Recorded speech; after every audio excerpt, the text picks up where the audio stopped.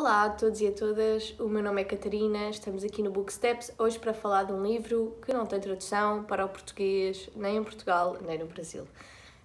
We Have Always Been Here é um livro de Samra Habib e esta é uma autora paquistanesa que depois, em criança, imigra enquanto estatuto de refugiada para o Canadá e por isso ela tem dupla nacionalidade. Este é um livro de não-ficção, um livro mais especificamente de memórias, imperdível, que tem todo um lado de mistério, um lado íntimo que nos é contado de uma perspectiva mais, talvez fria, talvez distante, mas ao mesmo tempo calorosa, porque quando a Samra, neste livro, nos conta a sua vida, nota-se aqui uma preocupação em salvaguardar algumas memórias que são íntimas da família. E por isso a primeira parte do livro, em que nós vemos o que é a vida no Paquistão, qual é que é a vida depois a viver com os pais enquanto imigrantes, digamos assim, refugiados no Canadá, há uma salvaguarda, um resguardo de algumas confissões pessoais para preservar também as memórias da família, não só porque os pais da Samra, pelo menos até há pouco tempo, ainda estavam vivos e, portanto, há algumas coisas que provavelmente ela não quererá também contar.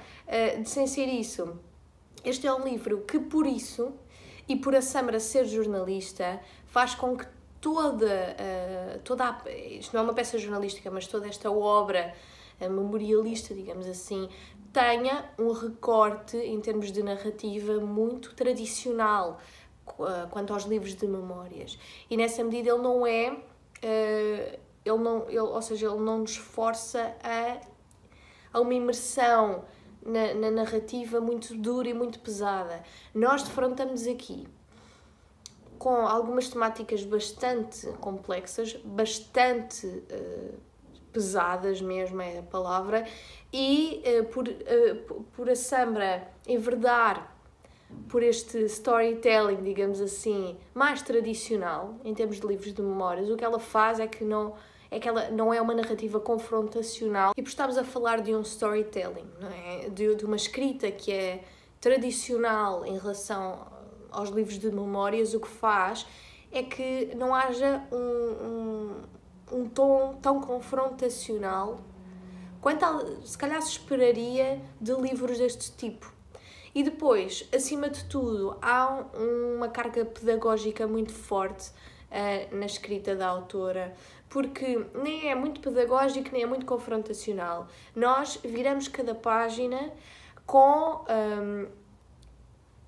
suavidade, digamos assim. As temáticas são muito acesas, são assuntos que são amplamente discutidos, são assuntos que envolvem minorias religiosas, que envolvem xenofobia, racismo, queerfobia também, como se costuma dizer, mas tudo num tom leve o suficiente para que seja acessível a toda a gente. Este livro também trabalha muito por entre as linhas do que está escrito e não só pelas linhas expressas. Das primeiras coisas que nós aprendemos quando lemos este livro é que a primeira casa da Samra, onde nasce e onde cresce, na maior parte da sua vida de jovem, é no Paquistão.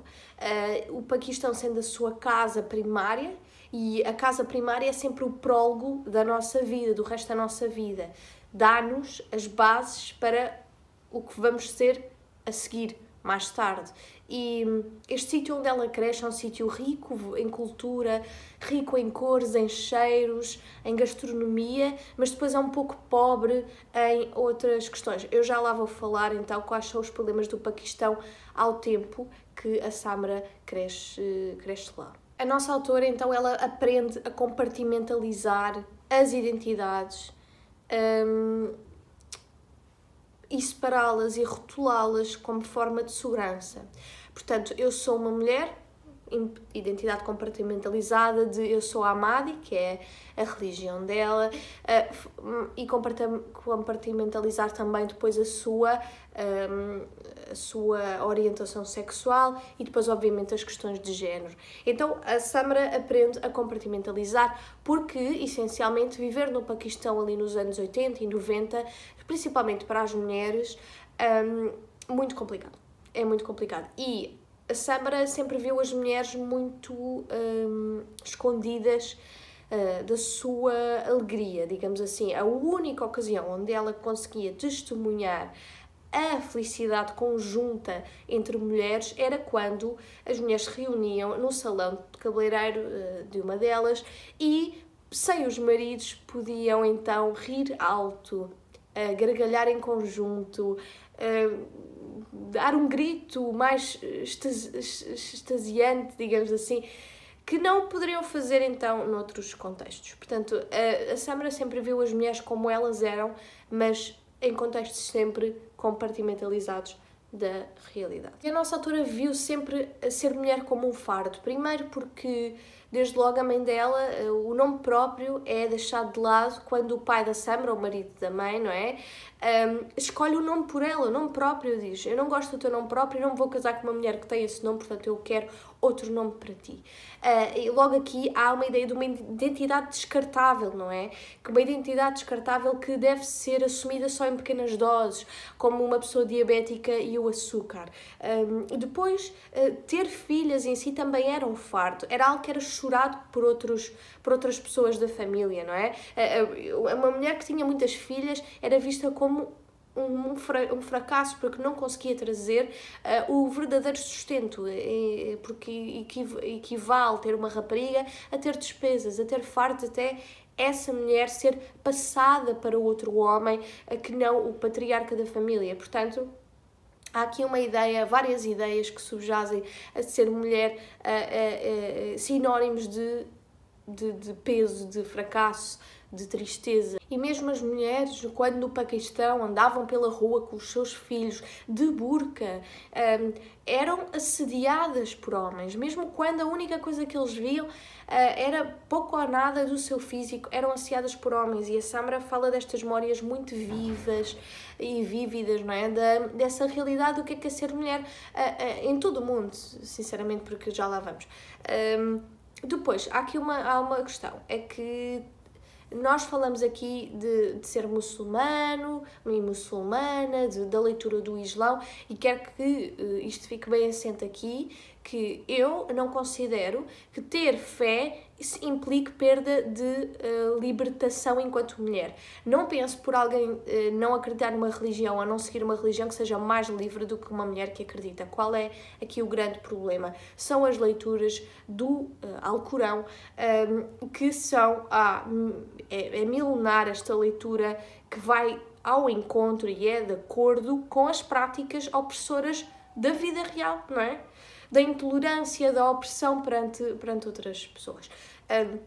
Em inúmeros vídeos eu já falei desta questão, que é esta ideia da mulher enquanto repositório, digamos assim, do centro da sociedade, em que a mulher, por causa da reprodução, ela tem de ser encarada historicamente como um meio para atingir um fim, que é ou deixar descendentes para herdar o dinheiro quando são famílias mais ricas ou quando são mais pobres para força de trabalho, e a mulher sempre foi um repositório então dessa vontade social de se reproduzir. E nessa medida aqui não é diferença. Qual é a questão? É que a Samra, ela faz parte de uma minoria religiosa no Paquistão. Até há pouco tempo eu vi, e não passa dos 2% de todas as pessoas no Paquistão, estes Ahmadi, que são então esta minoria religiosa. Não me cabe aqui também delinear já, nem nunca, não é? Qual é a história toda dos Ahmadi, e também já lá vou. O que eu queria dizer antes de tudo é que nós temos aqui de compreender que, independentemente destes contextos religiosos, há paralelismos óbvios entre uma vida num Paquistão e uma vida, por exemplo, em Portugal. Vejam o exemplo. A Samra, ela em pequena, ela presencia, sem dizer-vos muito aqui, leiam o livro, uma questão de abuso sexual de menores, de crianças. Mas para que vejam, isto acontece também aqui, que é, os pais deixam muitas vezes crianças com homens respeitados na comunidade, aqui acontece o mesmo, e como esses homens aparentam um certo grau de normalidade, de figura de autoridade, de respeitabilidade, são vistos como os intocáveis, e não aqui no conceito de castas, porque intocáveis é exatamente o oposto, mas estes homens são então, e às vezes mulheres, mas mais homens, portanto super confiáveis, e depois o que acontece é que abusam das crianças, e por arcarem com este estatuto de superioridade, as crianças nem contam que sofreram abuso, porque sabem que ninguém vai acreditar nelas, ou que mesmo que acreditem, as coisas vão ser deixadas para debaixo do tapete. E nessa medida é uma parte que eu quero deixar, porque isso é o tipo de coisas que acontece mundialmente e não se fala muito disso. Não se fala de como é que se ensina crianças também a prevenir o abuso, ou pelo menos a saber quando são vítimas. Bom, continuando. Antes de falar, por exemplo, de ser amada, e já lá vamos, queria fazer aqui um prelúdio, digamos assim, no livro que é muito interessante, que é quando a Samra nos conta que em criança, quando se deparou com filmes do Bollywood, conheceu a personagem, não é uma personagem, é a figura quase mítica das Hígeras. De ser Hígera. Hígera, peço desculpa, é algo que de facto na Índia é milenar, é uma ideia, para ser assim clara, que é do terceiro sexo, digamos assim, mas não tem a ver com o sexo biológico, tem a ver com a identidade de género. Portanto, são pessoas trans, hígera, e que a Samra depara-se com isso numa personagem no Bollywood, e é o primeiro contacto que tem com este questionamento do que é que são as identidades de género. E a hígera é uma coisa muito complicada, porque ser hígera acarreta muitas complicações. Por exemplo, 90% de hígeras, e está o link aqui em baixo para vocês confirmarem a fonte, praticamente 90%, portanto 85% a 90% caíram na prostituição por não conseguirem arranjar trabalho na Índia. Neste momento, as lutas LGBTQIA+, na Índia vão muito também nesta direção. Já conseguiram arranjar legalmente o estatuto de terceiro sexo, mas depois, na prática, há uma data de impedimentos e problemas. É que ser hígera, esta ideia de terceiro sexo, e agora ligada à ideia de género, também só veio nos anos 90. Antes disso, ser hígera era considerado alguém que, os meninos, que lhes era retirado eram retirados os genitais, e eram cedidos para a família para viver em comunidades religiosas, portanto, os meninos. Mas depois, obviamente, que isto mudou e temos esta concepção de terceiro sexo, que, como sabem, não é a mesma coisa que género, mas, enfim, esta foi uma das primeiras referências que a Samra teve do que é que poderia ser o mundo lá fora em que estas conversas existiam. Bom, e aqui entramos, obviamente, para esclarecer umas quantas questões, porque nestes vídeos, como sabem, eu adoro fazer isto, que é: a Samra é de uma minoria religiosa, os Ahmadi. Caso não tenham conhecimento, eu também não tinha, no Paquistão, já desde principalmente a governação do general Zia-ul-Haq, este general ali nos anos 80 e 90 conseguiu destruir qualquer que fosse a coexistência entre liberdades religiosas, digamos assim, entre minorias. O que acontece é que este senhor, ele é daqueles que vê, e eu vou explicar obviamente isto de uma forma simples, eu não me vou adentrar aqui por coisas complexas, porque não temos tempo para isto, não é? Mas se vocês quiserem pesquisar, eu vou deixar aqui o nome do senhor. Então, para ele, só há uma visão, uma forma de ler o Alcorão, só há uma visão do profeta, e qualquer minoria que considera o contrário não pode ser muçulmana. E, portanto, a Samra, ela faz parte dos Ahmadi, e ser Ahmadi é ler o Alcorão e ver quem é o profeta de forma um pouco diferente, o que faz com que no Paquistão legalmente sejam considerados, portanto, estas pessoas sejam consideradas não muçulmanas e não podem profetizar a sua fé, não podem exercer a sua fé livremente. E já agora eu quero só dizer uma coisa: este reinado de terror em relação às minorias religiosas continua até os dias de hoje. A Amnistia Internacional costuma falar muito disto, especialmente porque esta perseguição religiosa ela é feita para além fronteiras, é feita mesmo em termos de cyberbullying e de perseguição online, mas também física, as pessoas são mortas. A Samra fala-nos que nestas décadas as pessoas que ela conhecia já eram mortas subitamente por outras pessoas e isto continua a acontecer. Há uma proibição no Código Penal no Paquistão de praticar livremente a religião destas minorias sob a ótica de serem blasfémias e, portanto, as penas vão desde açoites até apedrejamento até à morte. E sabem quem é que financiou este senhor e esta ideia, este conservadorismo religioso intolerante? Foi a administração do Ronald Reagan. Porquê? Porque na altura queriam combater o comunismo, queriam combater a expansão da União Soviética e então financiaram este governo conservador anti-liberdade religiosa. E esse financiamento, portanto, tem repercussões até aos dias de hoje. Portanto, a administração dos Estados Unidos está plenamente envolvida com a perseguição de minorias no Paquistão. Quero só deixar esta nota. E a ironia aqui é que, embora o Paquistão no Código Penal admita explicitamente que é ok perseguir minorias que eles não considerem muçulmanas de verdade, aqui o Paquistão em 2010 assina o que se chama o Pacto Internacional dos Direitos Cívicos e Políticos para aceitar a liberdade religiosa no seu país. Obviamente que isso não vale nada e estas convenções ou estes pactos internacionais muitas vezes caem por terra, como vocês já devem ter percebido. Tudo isto que eu sei, eu fui pesquisar à parte, porque o que nos é contado é sempre de uma forma acessível, qualquer pessoa sem instrução superior e o que seja, consiga adorar o livro sem ter de ser, enfim, não ter de mergulhar nestas particularidades todas históricas. Eu é que fui pesquisar, portanto não se assustem. Agora, o que é que eu vos quero dizer? Obviamente que esta tensão de perseguição religiosa assume proporções muito perigosas e a família da Samra tem de emigrar enquanto estatuto de refugiados, então, para o Canadá. E o que eu quero aqui dizer é que não há neste livro uma narrativa que vê o Ocidente como bom e liberdade versus Oriente, aqui aqui mais a ver com ser muçulmana, como mau. Portanto, a Samra, ela adorava e adora o Paquistão. Ela não gosta é de quem governa o Paquistão. Portanto, não é uma questão de estes países serem inferiores ou, como se costuma dizer, estão sob más mãos. E como vocês podem perceber aqui, estes governos, eles foram financiados pelo Ocidente.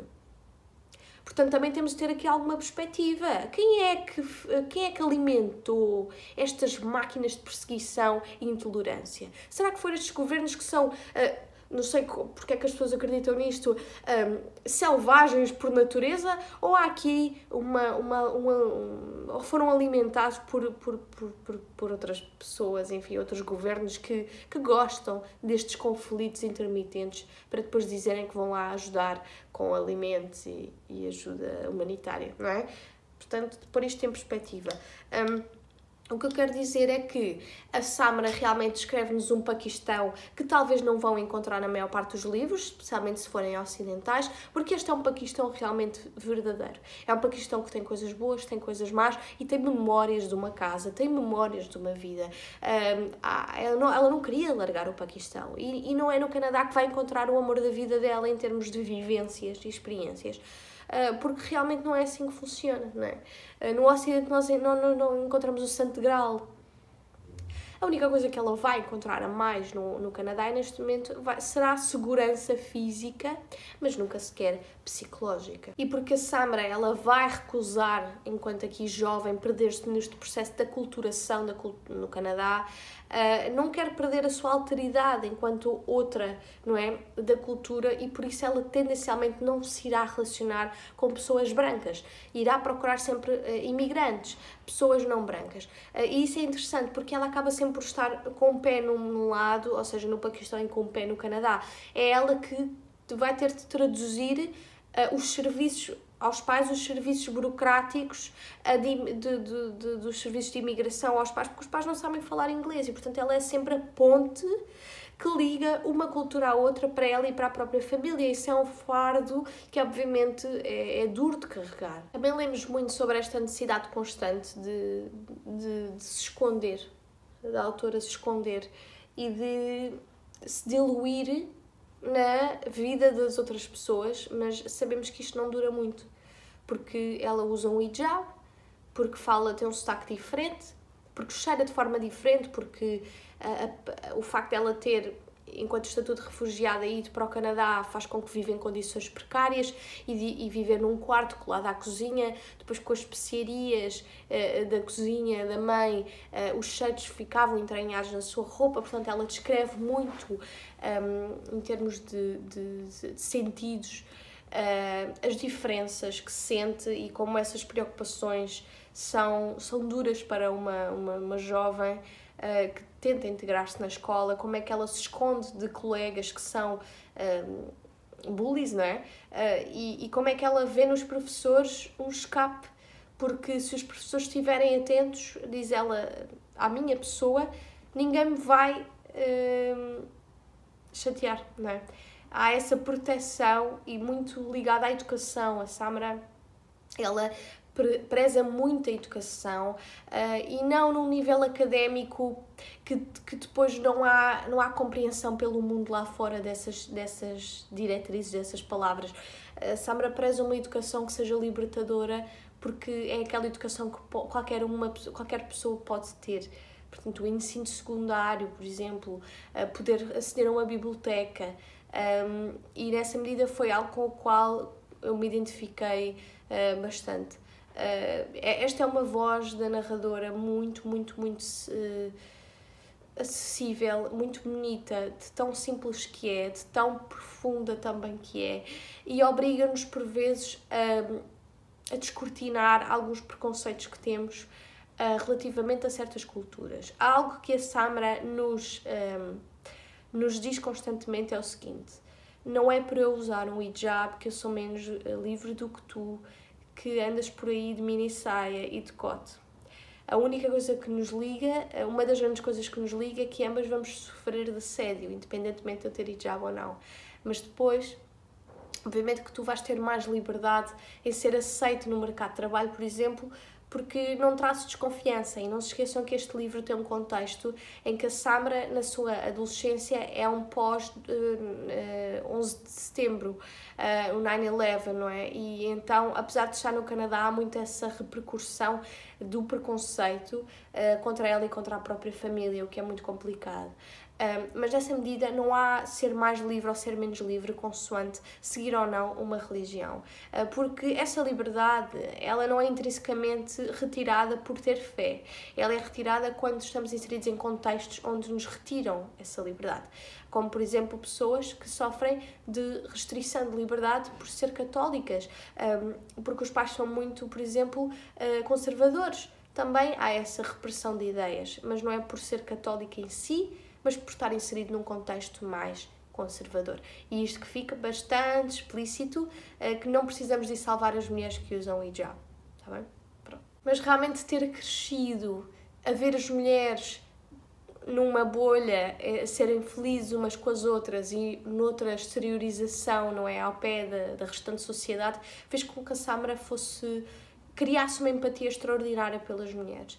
Apesar delas lhe poderem fazer mal, de serem inimigas, digamos assim, da sua tentativa de paz e segurança, ela sempre teve um enorme respeito pelas mulheres, por ter crescido a observá-las e ser a única fonte de gáudio, não é? E de esperança que ela conseguia encontrar. Aqui também uma ideia de espectadora da liberdade alheia de errar. Ela via e comentava connosco, enquanto pessoas leitoras, que via as outras raparigas no Canadá a terem liberdade de errar e que essa liberdade era libertadora, esse errar era libertador, e que ela era só uma espectadora. Ela não tinha margem de manobra para errar como as outras raparigas. E, portanto, quando nós falamos aqui em transgressão, nós falamos de uma transgressão que não vai propriamente no começo através das ações como por exemplo não dormir em casa ou ir a uma festa às escondidas. Em primeiro lugar, as transgressões da Samra vão mais ao nível do físico, por exemplo, de pôr uma sombra nos olhos verde e o pai dela comentar Azad, porque aqui Azad é uma palavra que tem dupla conotação no Urdu, que é a língua dela. Que é, por um lado, tem uma ideia de libertação, de transgressão, libertar-se do cativeiro, da guerra, das mãos dos inimigos, mas, por outro lado, quando é aplicada às mulheres, tem a ver com uma ideia de mulher má, não é?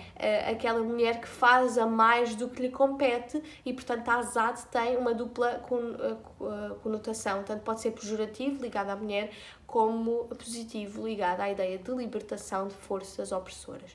E, portanto, veem que logo aqui até a língua pode ser um instrumento de opressão. E quando eu falo também de construção de identidade descartável, por exemplo, nós também falamos de uma construção de identidade que é feita externamente.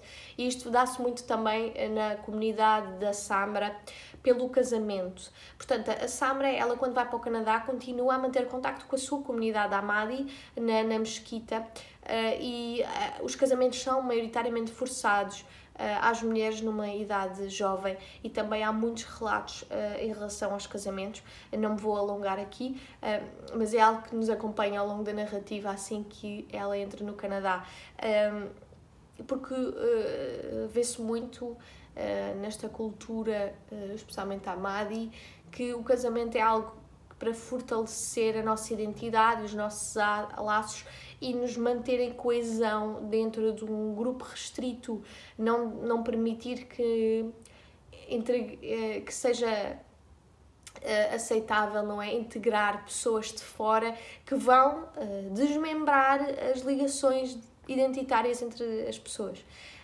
Mas isso faz-me sofrer muitas mulheres e muitos homens também, porque os casamentos arranjados não são bons para ninguém. Aqui ocorre-me também dar aqui umas curiosidades que algo que eu adorei ler sobre foi a natação, a leitura, como atividades que a Samra adorava fazer. A natação, porque há esta metáfora, não é, de nadar pelo desconhecido e saber onde está o fundo. Ela já tinha conhecido o fundo, já tinha tocado no fundo. Para isso vão ter de ler o livro para perceber o que eu estou a dizer, mas ela já tinha tido essa ideia de mergulhar e não saber onde ia acabar, mas depois toca no fundo e volta para cima. Então a metáfora da natação como uma atividade que ela adora é muito interessante. E depois a leitura, a dada altura ela vai ser censurada nas suas leituras por haver este lado de transgressão, de uma mulher estar a ler livros que não deveria ler, e essa também são episódios muito interessantes no livro. Portanto, este livro tem toda uma riqueza, como vocês podem ver, não faltam assuntos. E a Samra dialoga sempre connosco quando se interpela a si própria. Há uma ideia também de ónus de culpa, que as mulheres nesta comunidade, neste contexto, têm sempre a culpa se alguma coisa de mal acontece na educação de filhos e filhas, mas a Samra dialoga connosco de uma forma inesquecível. Há muito também este conceito de libertação de amarras pelo físico, que através da libertação deste físico, rapando o cabelo, pintando, usando certas cores, não usando as tais cores mudas que a mãe lhe incutia quando ela era criança, no vestuário, faz com que esta transgressão seja uma ponte também para deixar a mãe passar. Portanto, chama a mãe deste lado da ponte e diz: passa, podes vir, está livre, está seguro. E a libertação de uma, muitas vezes, nestas comunidades é a libertação de mais, quando as mulheres se unem aqui. E não estou a falar da união da mulher muçulmana com a mulher branca propriamente, está bem? Porque nós não podemos falar muito esta ideia de a mulher branca ajuda a mulher muçulmana a libertar-se, não. As mulheres muçulmanas têm as ferramentas para o fazer, simplesmente há certos contextos que não o permitem. Mas neste contexto, na Samra, ela está no Canadá, assim que atinge os 18 anos, ela percebe que muitas das amarras que ela sentiu poderiam ter sido destronadas com outro tipo de abordagens e que muitas vezes as amarras também elas são invisíveis, são fictícias e são hipotéticas. Os pais da Samra, apesar de o pai ser bastante misógino, como é óbvio, ele também ama muito as suas filhas e não lhes quer mal. E, portanto, há aqui também, às vezes, constrições, digamos assim, fictícias que se criam por extensão de opressão vinda de outros homens. E essa é uma conversa que também temos aqui neste livro. E, portanto, há aqui uma parte do livro, já quando a Samra é mais adulta, que fala muito da ideia do Islão não ser uma religião monolítica. O Islão não impede uma mulher ter fé, ser crente, professar a sua fé e, ao mesmo tempo, ser queer. Isso não existe, não está escrito em lado nenhum que isso exista. O ijtihad é como se chama a leitura livre do Alcorão.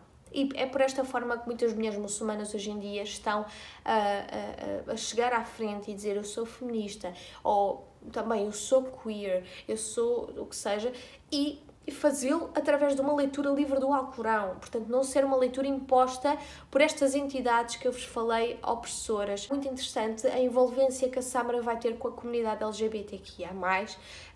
Ela vai conhecer uma mesquita, que é uma mesquita da União, onde se unem pessoas que são muçulmanas, mas de várias leituras do Alcorão, que são desde muçulmanas a negras, enfim, a tudo e mais alguma coisa em termos de identidade de género. A fotografia é um instrumento basilar na vida da Samra, porque ela, através da fotografia, ela vai recortar as vidas que ficam perdidas nos bastidores.